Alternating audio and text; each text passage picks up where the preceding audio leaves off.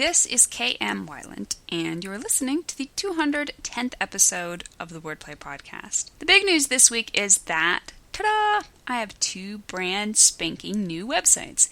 I figured it was way past time to get a seriously professional home on the web, so throughout the summer, I've been working with the marvelous team at Varick Design to redesign both my websites. KMWeiland.com now focuses exclusively on my fiction and offers all kinds of goodies, especially for fans of my novels, including further info about the books, free Behold the Dawn and Dreamlander-themed desktop wallpaper, book discussion questions, related news, and more. HelpingWritersBecomeAuthors.com is now a full-blown site instead of just a blog, although the blog, of course, remains the focus.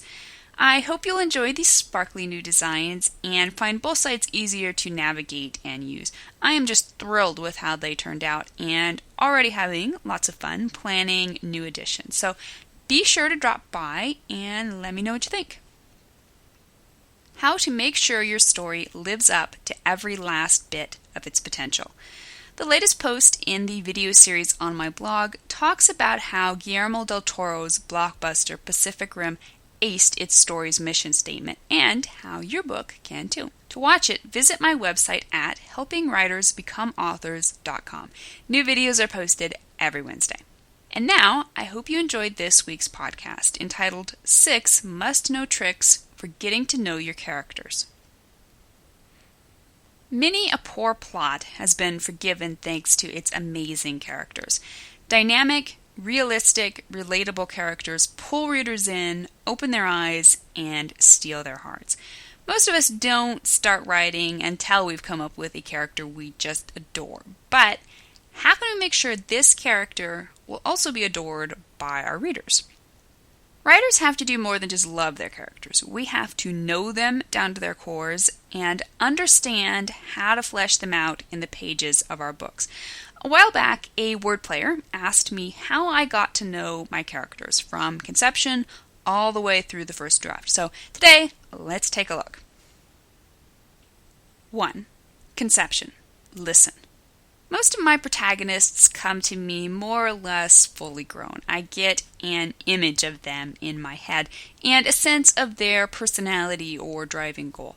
This is always the best part of writing. At this point, I'm not a writer. I am the sole member of the audience sitting in my own private theater.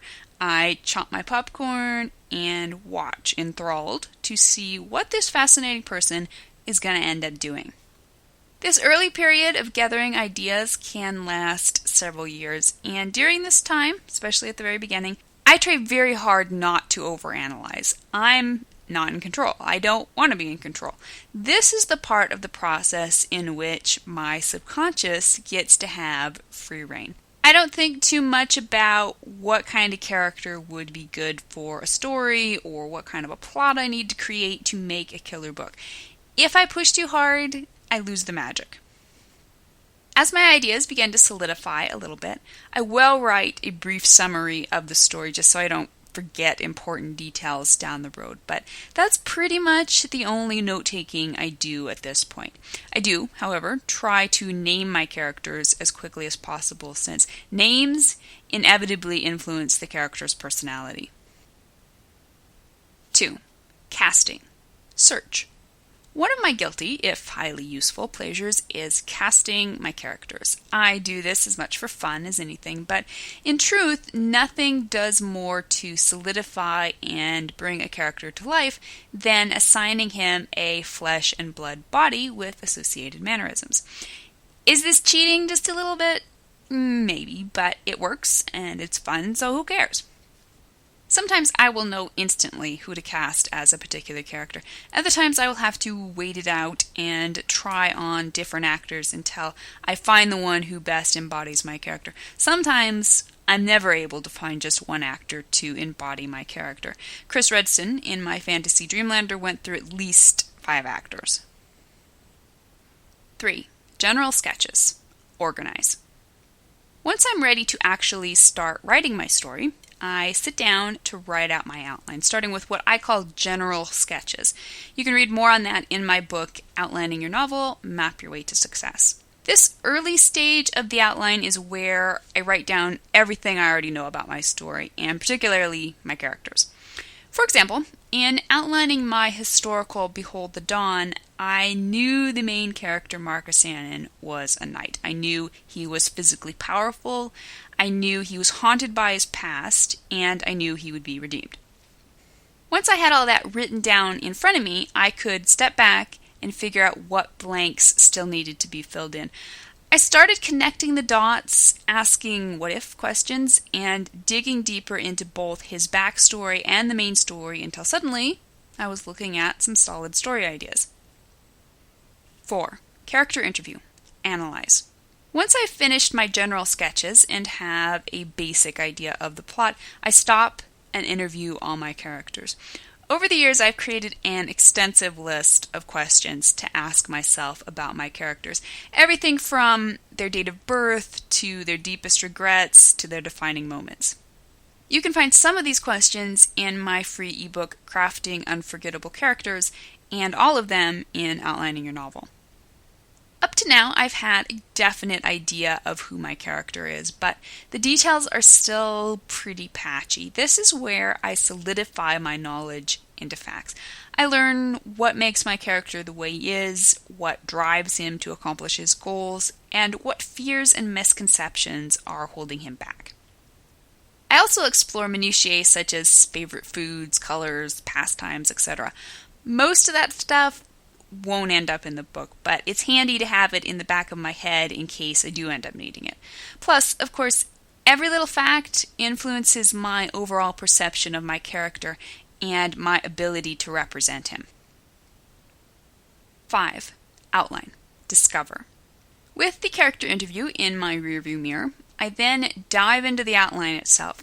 This is where I start focusing on scenes and plot points and structure. This is where I start paying attention to the craft just as much as the emotionally driven art of the story.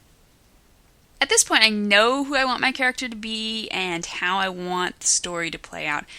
I'm then able to figure out scene by scene how to best meld character and plot into a cohesive whole.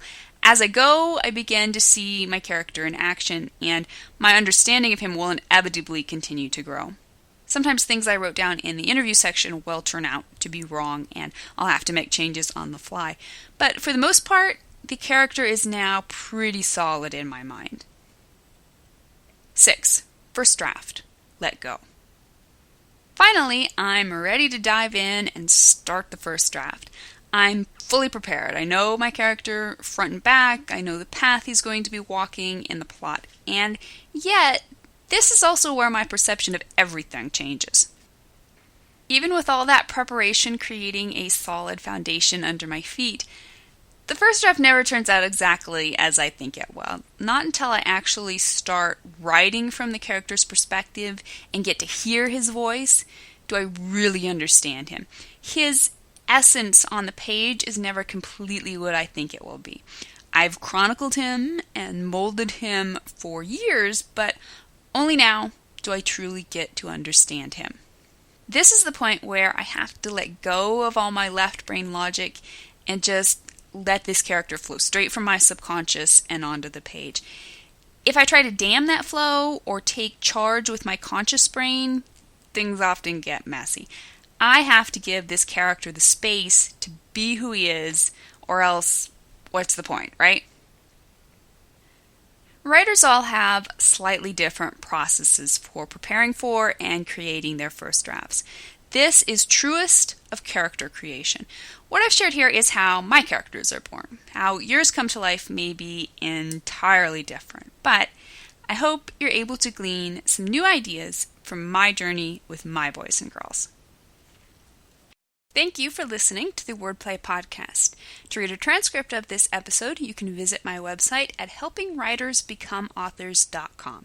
And be sure to check back again next week.